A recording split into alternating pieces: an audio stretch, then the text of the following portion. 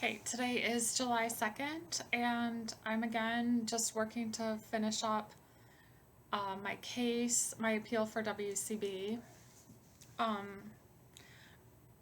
I'm still a little confused on the process, obviously, and but you have 1 year, so I have just a few more days to finish it up. Um, but one of my huge disadvantages to being injured and trying to get the appropriate medical care, like I would go, if I could go to physical therapy, I would go today.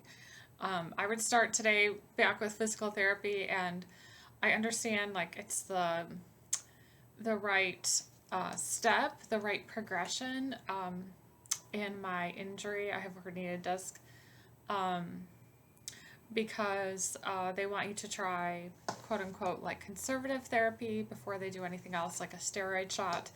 I was already ready like a couple months ago to get a steroid shot, um, but I know obviously they want to try to resolve it um, with just physical therapy first, which I agree with. But when you have a severe work injury like this, um, it stops you from working, and then you can't afford any treatment for your work injury. And so it's just like this vicious cycle where, okay, you can't work, and your injury just goes on and on. And you also, because you can't work, you can't afford your treatment, and then you're just in pain for longer. And unless the system pays for my physical therapy, I can't get what is the recommended treatment for my work injury.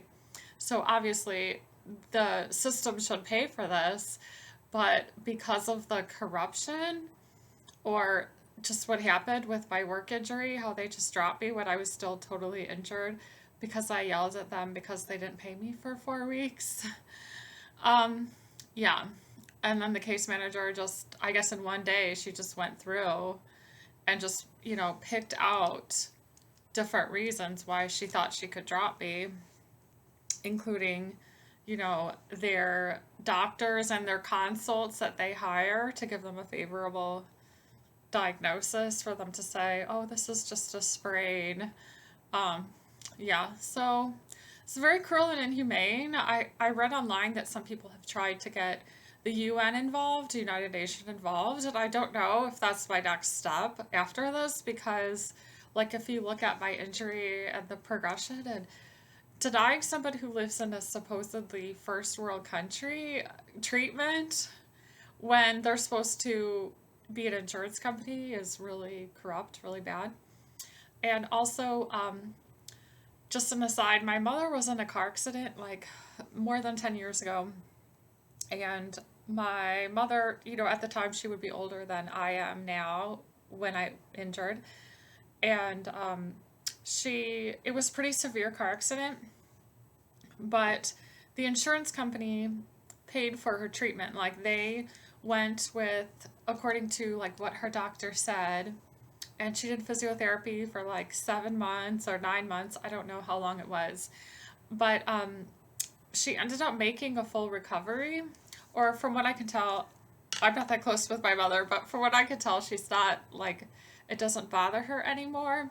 Even though she eventually might have to have some surgeries and for her injury, so she did get like a payment and a settlement for her future surgeries, or if she needs treatment in the future. But I'm just like this WCB like denying you treatment, leaving you injured, saying I need you to appeal your case. Well, I have a herniated disc in my neck. Like one of the hardest things for me to do is to sit and write or to sit and type.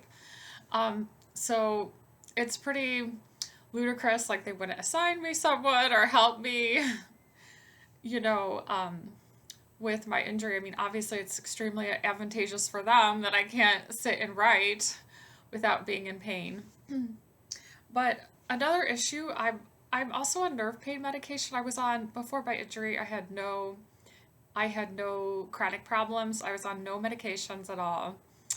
And yeah, I was in perfect health. I had no like Yeah, no chronic problems at all. Even because of my age, I was 41 when I got injured, but still very healthy for my age. And now I'm taking this nerve medication. I don't think I could really function without it. Like, and I didn't start taking it until February, and that just shows like how many months. I was dropped in July. I was still totally injured. I'm still injured now. I haven't improved. I'm not sure how much more improvement I can have. But for all those months, like I could just take care of myself. That was it. Like when you have a disc injury, like people don't understand how difficult that is, how much it just zaps all of your energy. And just like going to the store, like just doing your everyday things, like doing your laundry, folding your clothes, that's all of your energy. And yeah, obvious like it's been made very clear to me that a lot of people, a lot of doctors seem not to understand that at all. Like they'll say like, "Oh, well, why can't you just find another doctor?" And you're just like, "This takes up so much of my energy just coming to one appointment." And yeah, so it's clear they don't really understand about when you have disc manner coming out or pressing on your nerves or pressing into your spinal cord. They don't understand how much it affects a person. They seem to think, because I don't have any like blood coming out of my body, but yeah, one doctor I went to, he just doesn't seem to get it, like how having a herniated disc affects a person. I mean, he's very young. He might be like 29, but or something. He's very young and healthy, so he doesn't seem to get it.